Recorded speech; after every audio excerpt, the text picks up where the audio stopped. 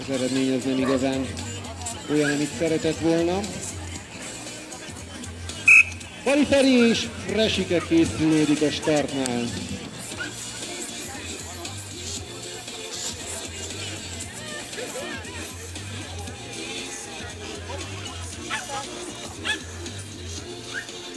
Felkészül Homoki Kati Balla Anita és Balogh Dóra.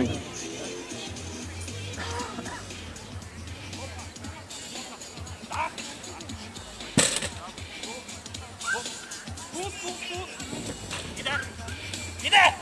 Hopp! Plusz! Ide! Slalom! Jó!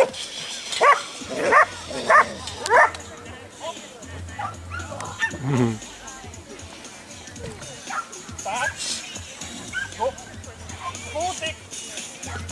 Gyerünk, Ferenc, gyerünk! Futás! Most kezd jól futni, így van. 43-72 lett az idő, és 2 darab 5 pontos. Ebben a startnál felkészül Homoki Kati Balla Anita és Balogh Dóra. Gyerünk, Feri!